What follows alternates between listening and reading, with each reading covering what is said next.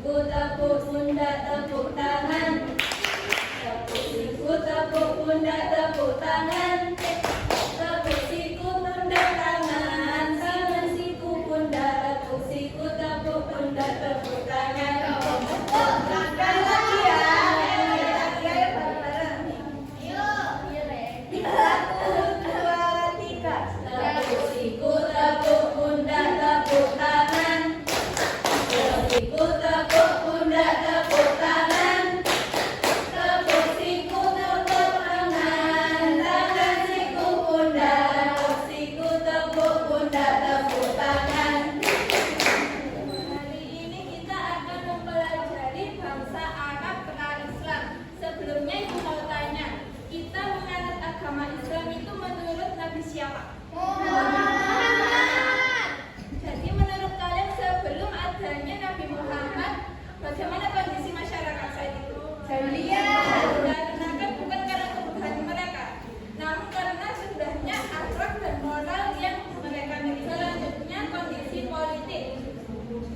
Bangsa Arab saat itu tidak memiliki politik yang pasti. Mereka membentuk suatu golongan atau kabilah yang terdiri dari sekelompok orang yang terikat dengan hubungan darah atau nasab. Kondisi politik dipengaruhi oleh 3 karakter, yaitu yang pertama karakter rasial. Baik, selanjutnya Ibu akan menjelaskan tentang masa Nabi Muhammad SAW pada Raja. Di sini yaitu ada kelahiran Nabi Muhammad SAW. Di sini siapa yang tahu ayah Nabi Muhammad? Ada yang tahu? Rasulullah. Jadi di sini ayah Nabi Muhammad itu wafat sebelum Nabi Muhammad SAW itu lahir. Nah, kemudian Nabi Muhammad SAW di sini lahir di kota Mekah pada tahun 570 Masehi. Nah, di sini yang dikenal sebagai tahun gajah. Ada yang tahu tahun gajah itu apa?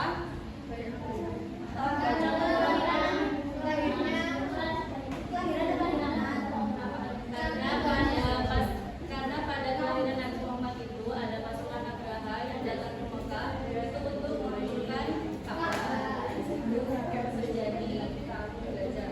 Kemudian ada yang tahu di sini nama ibu Nabi Muhammad SAW? Nah, jadi ibu Nabi Muhammad SAW di sini wafat saat Nabi usia 6 tahun. Kemudian diasuh oleh kakeknya yaitu yang bernama Abdul Muthalib dan pamannya Abu Thalib. Nabi Muhammad SAW di sini dikenal jujur dan amanah serta mendapat julukan alami. Ada yang tahu julukan alami itu apa? Orang yang jujur atau orang yang dapat percaya. Oke, Jadi pada usia 40 tahun Nabi Muhammad SAW itu mengalami kejadian penting, tepatnya pada 17 Ramadan atau 6 Agustus 911 Masehi.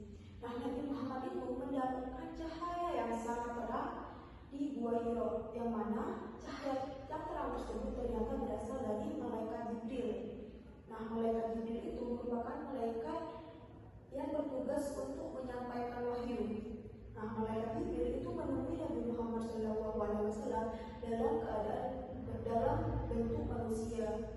Kemudian dia mendekati Nabi Muhammad SAW dan berkata, "Iqra, bacalah." Nabi menjawab, "Saya tidak bisa membaca." Malaikat Jibril mengulangi kembali pertanyaannya, "Iqra, bacalah." Nabi kembali menjawab, "Saya tidak bisa membaca." Nah, mendengar jawaban Nabi Muhammad SAW yang konsisten, malaikat Jibril menyuruh Nabi Muhammad untuk membaca surah Al-Alaq ayat 1-5, yaitu Bismillahirrahmanirrahim. Iqra bismi rabbikal ladzi khalaq, khalaqal insana min 'alaq. Iqra wa rabbukal akram, alladzi 'allama bil qalam, 'allamal insana ma lam ya'lam.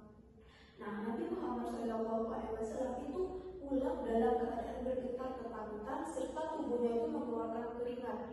Nah, Khadijah, istrinya Nabi Muhammad itu terkejut ketika melihat kejadian tersebut. Nah, Nabi Muhammad itu meminta diselimuti oleh Khadijah. Dia berkata, tolong selimuti aku, tolong selimuti aku. Kemudian Khadijah menenangkan Nabi Muhammad SAW. Nah, setelah Nabi Muhammad SAW tenang, dia menceritakan pengalamannya yang terjadi di Gua Hira kepada istrinya.